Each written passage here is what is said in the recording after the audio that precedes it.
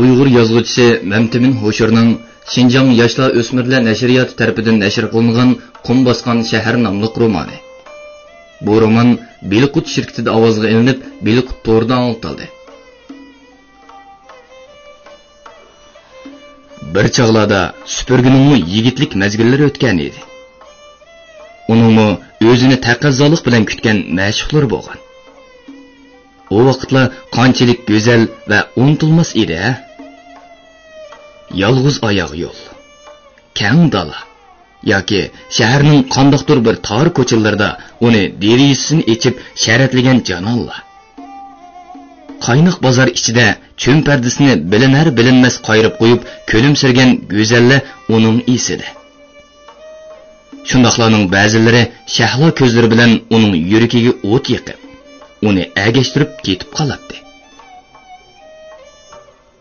Supurga mundaq jelvi qilgan janonlarning uyida bir kecha, faqat bir kechalik mehmon bo'lib o'tadi. Ikkinchilab oyoq bosmaydi. Chunki bir nishonni uzoq agib yurishning xatarga elib boradiganligini u obdan biladi. Cho'kanning jonni qiynaydigan o'tliq talablari Supurgini ana shunday xiyollarga akatdi. Ayol bo'lsa to'xtamay so'zlamoqda. Savollarni qo'ymoqda edi. Gap qilsangchi, deb oldirtatdi Cho'kan. Yoki sening etqil bo'lmaydigan biror aybing bormi? Yoki bo'lmasa qo'yasanglar. Mening yeshim sana munosib emas. Yeshim dedingmi? Kulib ketdi Cho'kan. Mening bolalarim bo'lgan bo'lsa-mu, balkim seningdan cho'ngroq bo'lgan bo'ladi. O'rdada bizga 2 puti go'rga sangilgan qiyirlarmi esilishidi? Hijolat bo'lma. Bu ishni men o'zim talab qildim. Cho'kan shundoq dedi-da, Supurgining qo'yniga o'malab tugidek kirib keldi. Mundaq qilma, deb yalvuratdi Supurga, o'zini qochirib. Men seni xotinlikqa olsammi, avval biror kishini guvoh qilib turib, nikoh o'qitishimiz kerak. Xazinasi. Sen meni gunohkor qilasan. Qo'llaringni qayerga suzayotsan, ey? Qo'y, meni g'idiqim keladi. Ammo Cho'kan Supurgiga borgan siri mahkam yepishib, uning kiyimlarini yashmoqda edi. U kuchli qo'llari bilan Supurgini o'ziga tortadi. Ulug' shahzoda bo'lsa, yenidilla sodir bo'layotgan ajoyib muhabbat fojiasidan bexabar tatliq pushildaydi. Ay bulutlar orasida bir ko'rinib, bir mo'kinatdi. Ayolning o'tliq va tashnoliq pichirlashlari ta'sirida yulduzlar texmi ro'shan chaqnab, ko'zlarini chimchiqiltishatdi. Supurgiga bu Cho'kanning muhabbatini bugunga, manguga yoki shu bir necha minutga bo'lsa-mu qabul qilmoqdan boshqa chora yo'q edi. Uning vujudidagi yo'qolgan, unutilgan sezimlar uyg'onishga boshladi. 5-bob. Yaxshi qol yo'lovchi. Yana yeni bir tong otdi. Supurgi o'rnidan sahar turib yuyundi. Bandat namozini o'qib, Xudodan o'z gunohlarini kechirishni tiladi. Ular yana yo'lga chiqishdi. Cho'kan o'zidagi tashnoliq o'tini ozroq bo'lsa-mu pasaytgan bo'lib, bugun nemishqidir kam so'z bo'lib qolgan edi. U pat-pat eshak ustida ketib borgan Supurgiga yer tegidan qarab qo'yatdi. O'rdadagi chog'da Cho'kan o'zining ansiz, kishini bezor qiladigan xo'rliq turmushidan joq to'ygan edi. U qancha qitim shundoq bir kishining g'oyibdan paydo bo'lib, o'zini yiroq, xotirjam bir makonga akitishni tilagan edi. O'zini akitadigan u kishining chiroyining qandoq bo'lishi, yosh qo'ramining qanchalik ekanligi uning uchun baribir edi. Uningga lozimi faqat o'ziga panoh bo'la oladigan biror er kishi. Shundoq odam bo'lsa, uni dunyoning qanchalik yiroq yerlariga akatsimi mayli edi. U yerda u erining osh tomoqini etadi. Sog'lom, bodruq bolalarni tug'atdi. Uning bolalarini hech kim bo'g'ib qo'ymaydi. U o'z bolalariga qenib amchak salolaydi. Bolalar cho'ng bo'lib, uning atrofi vang-chungga to'latdi. Cho'kan o'zining o'rda ichida o'tkazgan turmushini o'ylag'isimi kelmaydi. O'rdadagi didaklar, enik onalar, ayol chakarlar bilan o'rda xizmatchilarining o'g'irliqchi qilishadigan munosabatlari kishini bezor qiladi.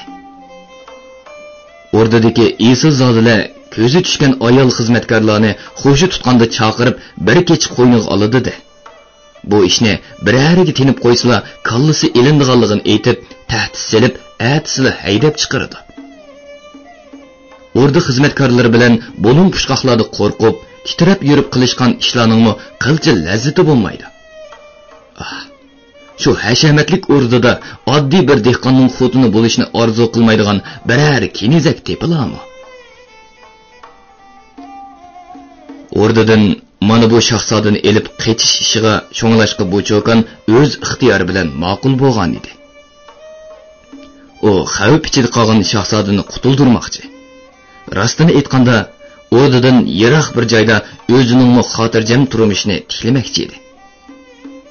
Cho'kan xiyol ichida supurgiga qaraydi. Bu odamning yeshini ancha cho'ng deb ketkilim bo'lmaydi. Uningda erkaklarga xos hamma xislat tepiladi. Ammo bu cho'kanga nisbatan uning munosabatlari bir bo'lg'ichi emas, mehribon qarindoshga o'xshab ketadi. Bu odam yer terib, xotirjam turmush kechiradigan dehqon emas. Tugumas sargardonlikni o'ziga kasb qilgan sayyoh. Tushunib bo'lmaydigan g'alati odamdek qiladi. Supurgi bilan cho'kan qandoqdir bir toshliq soy, tashlandiq yo'llar bilan keng idirliqni kesib ilgirlamoqda edi. Yiroqda yeshilliklarga purkangan dumchak do'ngliklar. Uning orqasida qorliq egiz tog'lar ko'rinadi. O'sha do'ngliklar tarafga aktadigan yo'lga qarab "Bilamsan", dedi u supurgiga. "Bu yerlar menga to'nishdek qiladi. Meni lashkarlar o'rdi g'ilib manganda Orul bilan ana shundoq do'ngliklarni orlab mangandek qilgan. Biz uzoq yo'l yurgan. Horvud yana qandoqdir yuklarni bodaq qiladi. Men yo'g'on sandiqlarning o'ttirsida choy qilib o'tirib, Mapa milangzisining yuchiqidan o'g'irliqchi sirtqa qaragan edim. Balki o'sha do'ngliklardan holqib tushsaklar bizning yurtga boramizmi-ki? Ular meni o'rdiga elib manganda men kichik edim. Keyin anglasam, ota-onam hasrat chekib olamdan o'tibdi. Hozir yurtimda qandoq urug' tuqqanlarining borligini bilmayman. Ay, sen o taraflarni o'zingning yurtiga o'xshatsan kerak, deb kuldi supurgi. Dunyoda bir-biriga o'xshaydigan do'ngliklar ozmay. Balkim sening degining to'g'ridir, dedi cho'kan. Ammo mushu atrof ko'zimga issiq ko'rinyapti. Shu atrofdan biz biror parcha yer setib olib terigan bo'lsak, soponni men o'zim so'raydim.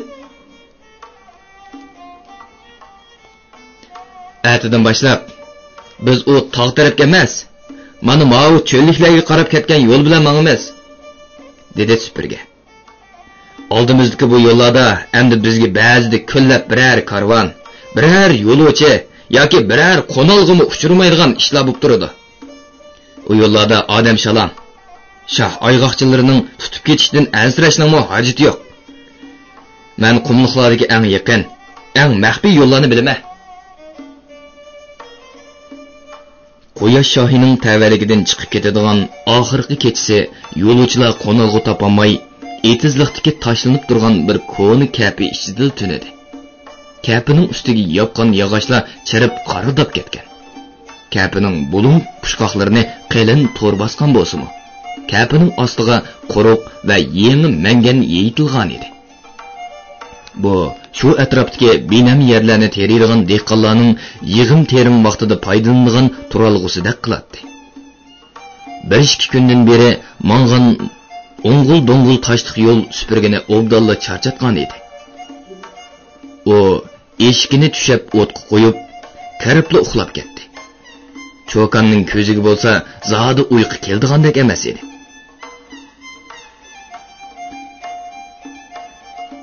Kunduzi yo'l bo'yida ko'ringan do'ngliklardan halqsaqla bizning yurtga yetib boratdik, deb o'ylaydi Cho'kan.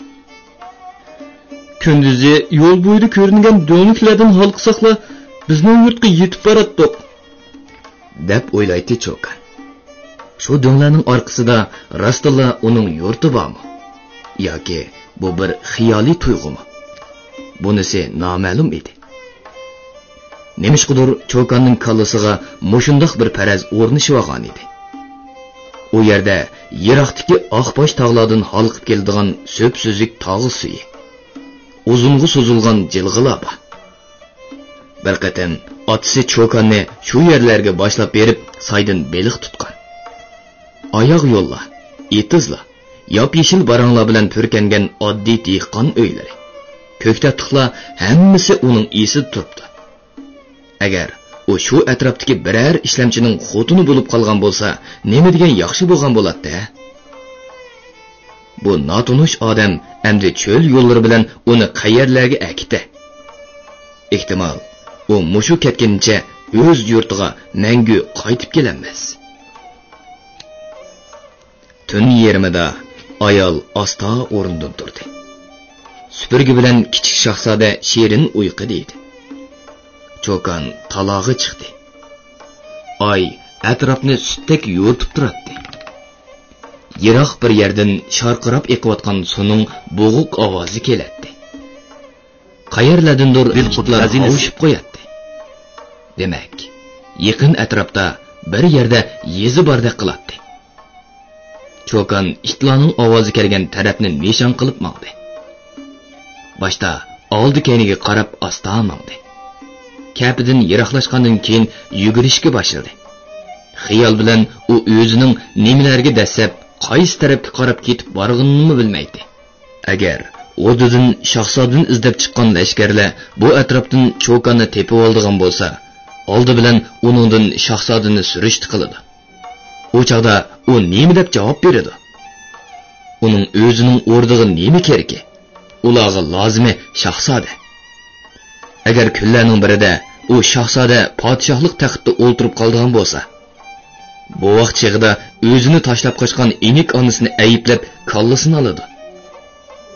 Agar podshohlik boshqalarning qo'lida bo'lgan taqdirdami, taxtning kelgusi kushandisi bo'lgan shahzodani top deb uningga tugamas zulm soladi.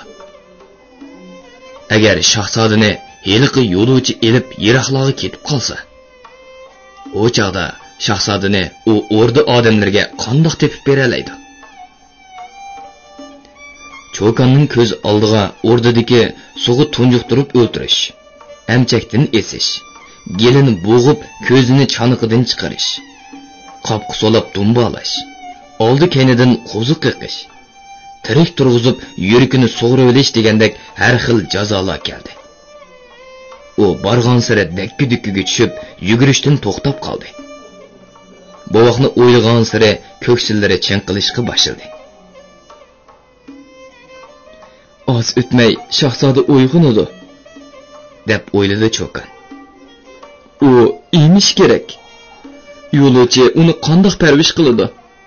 Uning yig'isini qandoq pasaytadi? Shahzoda o'lib qolishi mumkin. Javobgarlik tuyg'usi va onalik mehri Cho'kanni orqaga qaytardi. U kapiga qayta yiqilishib keldi. Bola bilan supurga yanala tatliq uyquning ilkida edi. Tinch kechida ularning cho'nqur tiniqi sirtqimi anglab turardi. Cho'kan putining uchida dasab kirib, bolani qo'liga oldi-da. Deminimi chiqarmasdan kapidan yiroqlashdi. Ondan u shahzodani mahkam quchoqlab, shamoldek ittik yugurib ketdi. Oymo uningga agishib yugurayotgandek qiladi. Supurga saharda uyg'onib, yenida heliq Cho'kan bilan bolaning yo'qligini ko'rdi. U talog'i chiqdi, atrofga qaradi. Hamma yoq jimjit. Kechich to'yib o'tlagan sur eshak o'rinliq bilan to'pig'i eg'inab yotadi. Eshak egisini ko'rib, erinchaklik bilan o'rnidan turib, kerilib silkindi. Cho'kanning qarisi ko'rinmaydi. Supurgining ko'nglidan bir gumon kechgandek qildi-da, qaytib kirib ayol yotgan o'rnini tutib ko'rdi. O'rin olli-burun muzlab ketgan edi. U yana kapidan chiqdi. Yiroq bir ufqsizlik atrofida shafaq lovuldab, yangi bir quyoshning ko'tarilish oldida turganligidan xabar bermoqda edi. Atrofda saharchi qushlar cho'rqilishardi. Saharning sof va muzdek havosi kishini andiktiradi. Supurga kapi ichiga yana qaytib kirib, xurjunning og'zini ochib, shahzodaning onasi xarajat qilish uchun bergan tillolar silingan xaltani izladi. Xalta o'z o'rnida turardi. U qaytib chiqib, kapining oldida o'tirib, xiyolga patdi. Bu cho'kan qayerga ketgan bo'lishi mumkin? To'g'ri. U tunigun mushu atrofda bizning yurt bor deganda qilib edi. Demak, u o'z yurtini izlab ketib qolgan o'xshaydi.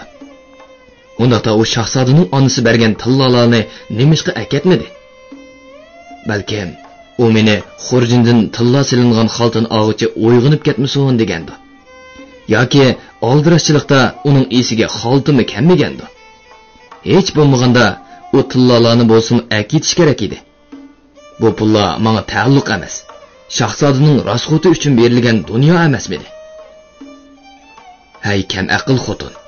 Sen muncha oldirib qochmasangmi? O'zimning yurtiga ketay desang, men seni to'sib qolamdim. Turupla supurgiga g'ayriblik va yolg'izlik yetgandek bo'lib qoldi. Cho'kan o'zining ajoyib kechirmishlarga to'lgan andishlik paranglari bilan yo'l bo'yi supurgini zeriktirmagan edi. Har bir o'tang qo'nalg'ulada u supurgiga tamoq etib bergan. Uning hojatlaridan chiqqan edi. Eliqi shahzodachi. U dunyoda eng pok, eng yavash, texi hech bir gunoh o'tkazishga, hech kimga zulm selishga ulgurmagan hukmron deb mana mushu shumtakni desak bo'ladi. Bu narsidimi inik onasining ko'ksini mahkam qamallab, osh ko'zlik bilan emib, ularning qishida pushuldab uxlab, obdan hamra bo'lib qolgan edi. Supurga cho'kanning qaytib kelib qolishini umid qilib, kun xilida o'rlab ketkichi kutdi. Ayol qaytib kelmadi. Supurga har xil farazlarni qiladi. Men bu cho'kanni ranjitib qo'ygandimmi ya? deb o'ylaydi u. Yo'q. Men uni xafa qilgudek hech qilmadim. Uning ko'nglini qaytarmadim. Balkim u kechsi balani talog'i hojatga chiqqan bo'lsa, ularni yovvoyi hayvonlar yeb ketgandimi ya? Yoki jin olvosdilar elib qochganmidi? Yo'q. Cho'kan oltin qochlangan xaltini olmagan bilan shahzodaning yugak, pochprat latinlari chigilgan bo'pini unutmay akitibdi. Demak, u endi qaytib kelmaydigan o'xshaydi. Supurga narsa keraklarini elib, eshikining yeniga kelib, yo'lga chiqishga tayyorlik qildi. Nemishqidir uning ko'ngli yerim edi. "Xo'sh, eshikkan", dedi u eshak sakrab minib. "Yo'lda qo'shilgan yo'ldosh bo'lmabdi degan mana shu. Yana ikkimiz yolg'iz qoldik. Qani, xita. Olg'a. Bizning haqiqiy yo'ldoshlarimiz teqi oldimizda." Supurga shundoq dedi-da, bir necha qadam ma'mayla to'yiqsiz bir ish isi kelib, eshakning tezginini tortdi. "To'xta. Balki osh xotinning o'zi olvostidi. Bo'lmasa, u bir kechidala yenimizning qanday qilib g'oyib bo'lib ketdi. Uning qoldirgan izlari qani? Hech bo'lmaganda sen eshkim uning qayoqqa ketib qolganini bilishing kerak edi-ku. U ushqandimi yoki Xudo o'z panohingni saqla. Undaqda biz bu bir qancha kundan beri bir olvosti bilan hamsafar bo'lib mondikmi?" Supurga boyili o'zi xurjun chaqinlarini ko'tarib chiqqan eski kapiga qo'rqinish ichida qaradi. Eshikini qattiq tevdi. "Xita! Tez bo'la eshkim, tez! Bu sorliq yerdan darhol yiroqlashayli. Kim biladi? Balki yeliqi nimada Quyosh shohi deydigan betchigarning shahardan chiqibla yo'liqqan xotinlarning har ikkilisi olvostida balkim. Bo'lmasa nemishqa ular bosh ko'zlarini qop-qora cho'mbardilar bilan cho'mkib olgan. Sen heliqi bolasini bizga tashlab berib ketgan ayolning chiroyini ko'rdingmi? Men g'ilpol ko'rib qolgandek bo'ldim. Sana uni qandoq tasvirlab bersam tushunasa. Qisqasi, u bola tuqqan ayolga o'xshamaydi. Suratdek go'zal qiz bolaning o'zi olvostila eziqtirish uchun odamlarning ko'ziga ana shundoq parilar siyoqida ko'rindi. Undaqda Quyosh shohining o'zi-chi? U albatta olvostilarning eng kattasi, iblis degan so'z. Bo'lmasa, nima uchun uning ismini anglaganligi odam qo'rqib titraydi? Yiliqi bo'g'iq shahzoda-chi? Onasi bilan enik onasi olvosti bo'lgandan keyin, u albatta kichik olvosti degan so'z. Shuncha kun birga yuribmi, uning sabiy bolalardek bir haqiqatim vilaqlab kulganini yoki qag'ish qilib yig'lab boqqanini anglamabdimi? Oppoq ko'karakka mahkam yepishib olib, enik onasini sho'rg'ini. Yiliqi odamlarning topini teshib, qinini ichadigan olvostlarning naq o'zimi-ya. Eng qo'rqinchligi, men heliqi ayol olvosti bilan bir kecha quchoqlashib yetibdiman. Men sana qasam qilib beray, eshkim. U ishqa meni ayolning o'zi zo'rladi. Men dastlabida xohlamagan edim. Supurgining fikrlari borgan sari qalayim-qalayib xazinasi. Men qara eshkim, deb eshkiga murojaat qiladi u. Nemishqa sen 4 putlab o'ngilapmansa? Men nemishqa 2 putlab o'yirmanmi? Nemishqa 2 putluq maxluqlar olvostiga aylanib ketalaydi? Sen mangu eshak petim chiqalasa? Sendan paqina. Zoda olvosti bo'lgan yaxshimi yoki eshak bo'lgan yaxshimi? Nemishqa undamaysa? Sen mening o'zimdimmi 4 kunga ichingni kulyapsan-ku aqchan. Kechichi hordiqini obdan chiqargan eshak ittik mengishida ketib boradi. U egisining mundaq to'xtamay mulohiza qilib, nimalar to'g'risidir so'zlab mengishiga ko'nib qolgan edi.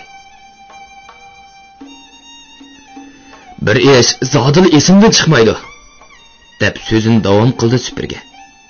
Qara eshak, bu uzoq yillarning oldida bo'lgan voqea. Bir chaqda sen taxi onangning qo'rshiqidan ko'ralmagan. Men sening dadangning dadisini minib yurgan chaqlarim edi. Kang bir o'chishliqda ketib boratdik. Qayerdan paydo bo'lib qoldi bilmadim. Oldimizdan to'yqsiz to'y tortib kelayotgan to'p chiqib qoldi. To'pning oldida Kanay so'nchilar meyapti. Orqadagi harvada nag'ir dundoq chog'chilar o'tiribdi. Uning orqasida taxtiravonga selib qizni akilishib yetibdi. Ay, ömrümde mundaq katta to'yni ko'rmagan ekanman. Nag'ir so'naylarning ovozidan qo'lqim pang bo'lib qolay dedi. Bir chaqda taxtiravonda o'tirgan kelin qizga qarab qetib turib qolibdiman. Odam bolasining shuncha chiroyli bo'lganligiga aqlim yetmay qoldi.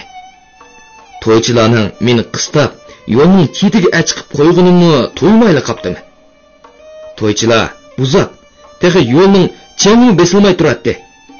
Biri meni yigit deb chaqirganda qilib qoldi. Burilib qarsam, orqamda purkanchilik bir ayol turibdi. "Xanam, meni chaqirdingmi?" desam, "O'yinlandilar" dedi u. Boyqi to'yning qiziqchiligi kallamdan ketmagan bo'lsa kerak. O'ylanadigan ish bo'lsa, ashu taxtiravonda o'tirib o'tib ketgan qizdek qizga o'ylansam debdimi. U ayol o'ylanadigan niyatlari rostli bo'lsa, menga ayishmansizlar, men sizlarga ashu qizning singlisini tanishtirib qo'yay, singlisi hadisdimmi chiroyli dedi. U chog'da mening mutaxi yosh, talvi vaqtim. To'la o'ylanib turmaylar, eliqi purkanchilik ayolga ayishmadi. Qanchalik yo'l bosqinimizni bilmayman. Bir chog'da cho'ng bir ko'lning yenidan chiqib qoldik. Ko'l bo'yida katta bir imorat turibdi. Cho'nchilik cho'ng uyda birmi odam ko'rinmaydi. Purkanchilik ayol kelib, "Qani xo'sh" deb meni uyga boshladi. eshakni eshik oldida qoldirib, moshundaq eski cho'riqlarim bilanla qip-qizil gilamdan silingan uyga kirib ketdi. Purganchilik ayol meni uzun ketgan dahlizlardan o'tkazib, yuqori to'g'an palampaylar bilan alohida yasalgan bir xos hujraga boshlab kirdi. Hujra ichining qandoq bezalganligini, uy ichidagi qimmatbaholiq narsa keraklarning qanchalik esilligini men senga aytib bermasam, sen baribir tushunmaysan. Shuning bilan seni aytgan heliq qiz mushu uyda turamdi deb so'rdim. Ayol meni qat-qat ko'rpalar ustiga o'ltirg'izdi-da, ustidagi chumpardilarni elib atdi. Hayronlikda og'zimni echib qopdim. Oldimda heliqim men taxtiravonda ko'rgan kelindimmi chiroyli va yosh bir qiz turibdi. Menga quyosh bulutlar orasidan tuyuqsiz chiqib chaqnab ketgandek, osmondagi to'lin oy oldimda do'milab tushgandek bilindi. Sen odammi, jinmi deb so'radim. Nima desang shu deb erkinliginicha kelib menga tashlandi. Shu kecha qiz bilan shirin bir kechani o'tkazdim. U meni tongga yaqin uzitib qo'ydi. Pat-pat kelib turing dedi. Kelganda ezib qolmaslik uchun uyning palampaylarini sanab tushdim. Uyning oldidagi cho'ng ko'lni belgi qilib, atrofni obdan ko'rib oldim. Eshikimni minib, xayr deb yo'limga ketdim. Oradan bir kun o'tmayla heliqi jononni yana seg'indim. Eshikimning beshini orqaga burab yetib kelsam, heliqi men belgi qilib olgan yerda nadimi cho'ng ko'l, katta imorat bo'lsin, keng bir o'tishchilik, tutash ketgan cho'l so'zilib yetibdi. Oradan qancha yil o'tibdi, heliqi qizni men zodi unutolmadim. Qancha yil izladim. Umrim bo'ytoqchilikda o'tib ketdi. Zodi topolmadim. Ehtimol shu chaqdimi men hech qanday bir qizni ko'rmagandiman. Balkim u bir tushdi. Bilamsa ishga. Bu hayotlikning tegiga, Alloh yaratgan mo'jizalarning chekiga yetkilib bo'lmaydi. Biz ko'rib turgan bu dunyo balkim bizning ko'zimizga ko'ringidekdir, yoki undaq emasdir. Yoki sana o'xshash eshaklarning ko'ziga boshqacha, osmondagi uchib yurgan qushlarning ko'ziga yana boshqacha, haliqi quyosh shohidak iblislarning ko'ziga texno boshqacha ko'ringandir.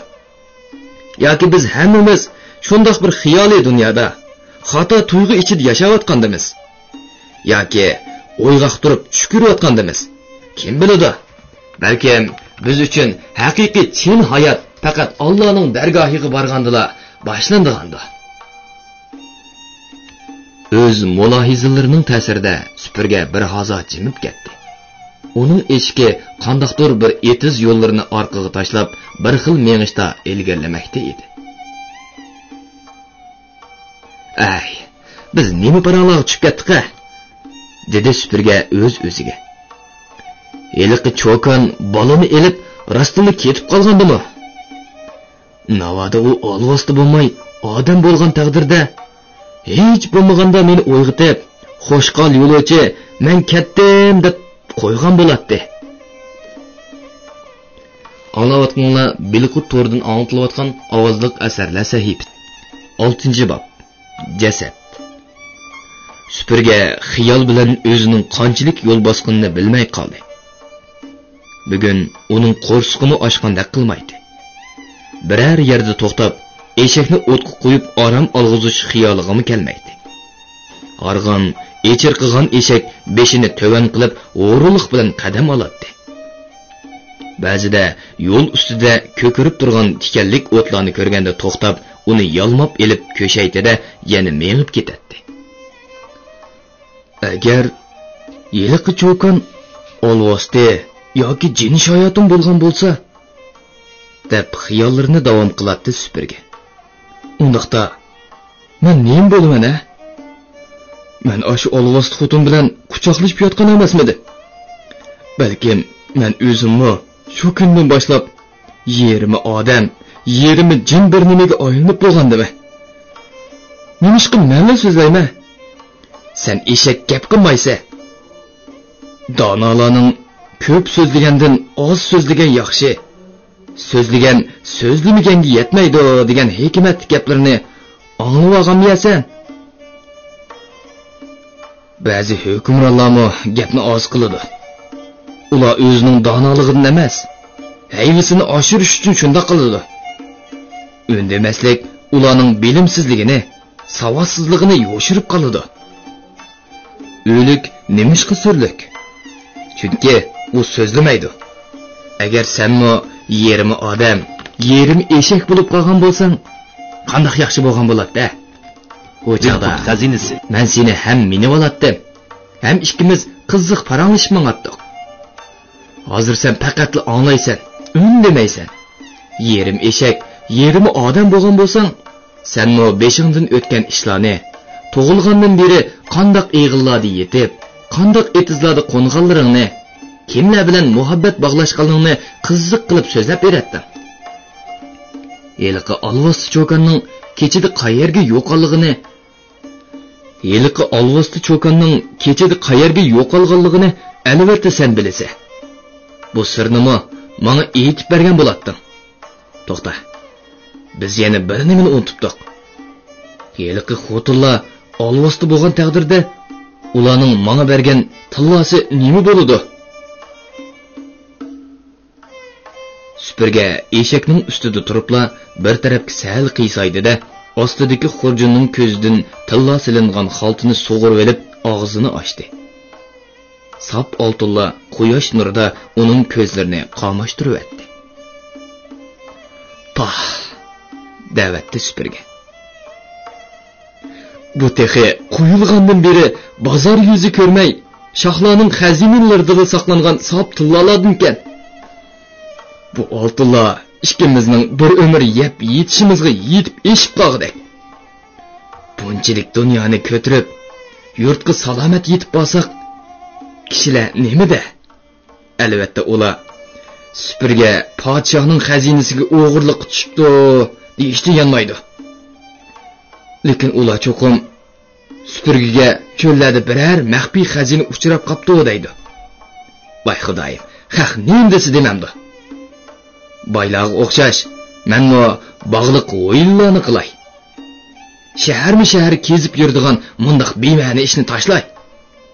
Sen de bakına. Xotindan birini olsam bo'ladimi yoki ikkini olsam bo'ladimi? Sendan maslahat so'rasam-ku haqichan chaming yetsa 10 ni ol deysan. Men undaq o'zimga o'shiqcha avorchilik topadigan ahmoqlarni emas.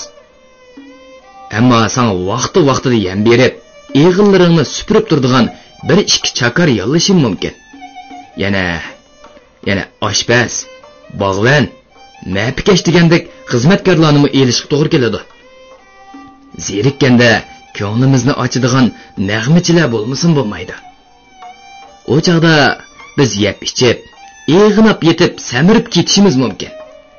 Sen balkim bekorchilikdan zerikib, org'amchini uzib chiqib, kishi do'stlaringni izlab nashayan ishlarga berilib ketasa qachon.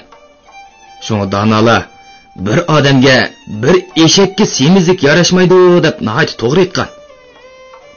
Insof bilan aytganda, bu kishining haqqi. Uni behuda sarf qilishga haqqimiz yo'q. Yaliqi aqlsiz cho'kanning bu oltinlarni bizga tashlab ketib, o'shiqchi bosh og'ritib berganini qaramamdigan. Hayotli bo'lsak, zaminning bir yerida ular bilan yana do'qurishib qolamiz. Qara. Biz shu cho'kanning ismini so'rab olmabdimiz. Shuncha kunlar birga yurib, uni mening ismimning nimaligini so'rab qo'ymabdi. Nima degan g'alati ish bu? Taqdir ularni yana biz bilan uchrashtirgan chaqda, balkim shahzoda cho'ngli odam bo'lib ketdi. Ammo biz cho'kanni cho'qim tunib olaymiz. Eshak to'yuqsizla ikkiminib ketib edi, supurga orqasiga uchib tushgili tasliq qoldi. Ey sen haromdan bo'lgan, deb xafa bo'lib ketdi u eshigiga. Meni yiqilib o'lsin, oltinlar o'zimga qolsin, pulni olmay xashlab, yuzlab xotin olay demoqchimisan? Supurga beshini ko'tirib qarab, so'zdan to'xtab qoldi. Yiroqdan bir yezining daraxtlari ko'ringan bo'lib, eshak shu yerda to'xtab orom elishga oldirgan edi. Supurga eshigiga varqirab ketdi. To'xta! Sen bugun nima bo'lding? To'xta deyman. Shu qilg'iningga men bugun sana bir o'chimni yem bermayman, deb eshigining cho'lvurini tatdi u. Qara, Av yerga nimancha ko'p odam yig'ilib olgandi. Yeziga kirib ketadigan yo'l ustidagi ko'rik yeniga bir to'p odam o'lishib olgan bo'lib, ular nimalar to'g'risidir g'ulg'ul qilishmoqda edi. Qiziqchilik ko'rishga xushtar supurga eshikning beshini shu tarafga burildi. Odamlar to'piga yaqinlashganda eshikdan sakrab tushib, to'pning o'ttirsidagi hamma odam engishib qarayotgan yerga qistilib o'tdi. Subhanalloh. Supurga u yerda yo'lning to'psig'i milinib yotgan bir jasadni ko'rdi. U yiliqi bovoq shahzodaning jasadi edi. Jasadning beshini kimdir biri kesib aketgan edi. Men sahardili uydan chiqib, suv elish uchun bu ko'rik tarafga qarab kelyotdi. deb o'zining ko'rganlarini yangi kelgan har bir odamga hikoya qilib berayotdi bir bovay. Qarasam, bir xotin qulida ana ovi bovoqni ko'tarib, do'nglik tarafdan tushib kelyotibdi. Bizning yeziga atiganda kelayotgan bu kimdi o'zi deb qoldi. Shu chog'da mana bu yo'lning aymisidanla bir necha otliq lashkarlar chiqib qoldi. Elqi otliqlar ayolni ko'rib, "Ey xotin, to'xta, nega ketib borsan? To'xta" deb vaqirdi. Men bu gaplarni aniq anglab turdim. Elqi ayol qo'lidagi bolasini bag'riga mahkam besib, ko'rik tarafga qarab yugurdi. Otliqlar otlarni choptirib kelib, birdan-bir uniga yetishib oldi. Mana mush ko'rikni beshida ular bir-biri bilan erishib ketdi. Ya Alloh, umrimda men unda qovul xotinni ko'rmagan ekanman. U orqasidan qo'g'lab kelib, beshiga qamchi solgan lashkarni bir tatibla otning ustidan so'rab tushdi. Qo'lidagi bolasini tortib olmoqchi bo'lgan yana bir lashkarni bir tetik bilan orqasiga uchirib etdi. Bola xirqirab yig'lab ketdi. Lashkarlar qilichlarini sug'urib olishdi. Men qo'rqinimdan ana ovu chatqanlikning orqasiga do'mni tushib muknib oldim. Otlarning do'pirlashgani, qilichlarning nimalargadir urilib jaranglagan ovozlarini anglab turdim. Bir chog'da patparaqchilik besilgandek bo'ldi. Beshimni ko'tarib qarasam, lashkarlar kiyim-kechaklarini qiqib, etining to'sh bog'larini changitib yetibdi. Bir lashkar yerdan bir nimani elib, bir xaltaga selib, otga qanjiqlagandek qilib qoldi. Ondan otlarga menishib, orqasiga yenib ketishdi. Qo'rqinimdan putqulimda jon qolmabdi. Ular ketgandan keyin xeligacha o'rnimdan turolmay qoldi. İştançı, iştanınғы saqta bu, deb chaqchaq qildi kimdir biri unaga. Chaqchiqni qo'ya, deb terikdi bovay. Shuning bilan o'rnimdan turib, bir besib, ikki besib kelib qarasam, bu yerda bolaning jasadi yotibdi. Kallasi yo'q, arvohim o'rkidi. Shuning bilan sonini olmay mahallaga qarab yugurdim. Mahalladagilarga xabar yetkazib, odam boshlab keldim. Mana shu gap. Ayolchi, deb oldirab so'radi supurga buvayning gapi oxirlashishi bilan. Shuningga aqlim hayron. Ayolning nega yo'qolib ketganini men bilmay qoldim.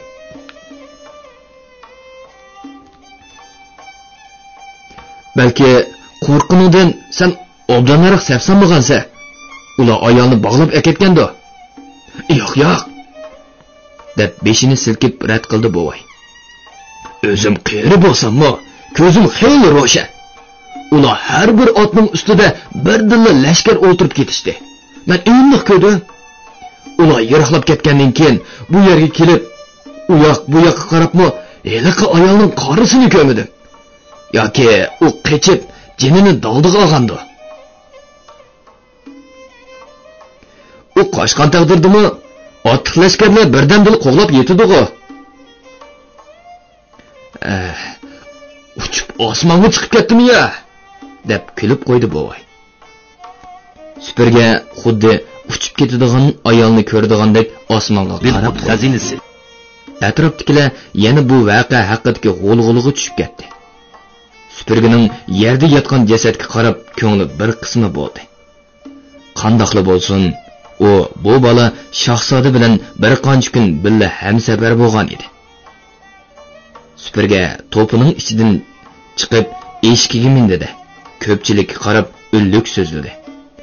"Ey xaloyiq, men qaranglar. Men yo'ldan o'tib ketayotgan bir yo'lovchiman. Kallisi ilingan bu bolaning kimligini sizlarmi bilmaydi ekansizlar. Menmi bilmayman. Mayli kim bo'lsin, uning jasadi yo'l ustida mo'shundoq o'chchilikda tashlanib tursa bo'lmaydi-da. Qaranglar. Jasadga chivin o'lashqil turibdi. Shu o'lgan narsid uchun men ozroq pul sadaqa qilay. Sizlar uni ko'mib etinglar. Xo'sh, al to'pig'i minib turgan nima u? Marjonmi yoki tumarmi? Ehtimol bu vaqtning yoki uning onasining bo'ynidan tushib qolgan narsa bo'lsa kerak. Uni men aytib beringlar. Bergan pulimning haqqi uchun uni men xotir qilib saqlab qo'yay. Kishilarning oyog'i ostida to'pig'i ko'milib qolay degan qop-qora narsani supurgining o'tkir ko'zlari eshakning ustida turibli bayqagan edi. Kimdir biri uni yengishib qo'liga oldi. Ikkinchi, uchinchi kishimi uni qo'liga olib qiziqib qaradi. Bu uchburchak shakldagi qori maxmalga o'rab, qori yepak bo'qishga bog'langan oddiy bir tumar edi. Oxirda tumarni eliqi hikoyachi bo'vay qo'liga oldi. U yoq bu yoqiga o'rib obdan qaradi, supurgiga berdi. Supurgi qo'ynidan bir necha tillani elib bo'vayning olqiniga tashladi. Sap oltin quyosh nurida vallada chaqnab bo'vayning olqiniga jaranglab tushdi. "Ohoy!" deb hayronlikda yenik tinishdi atrofda turganlar.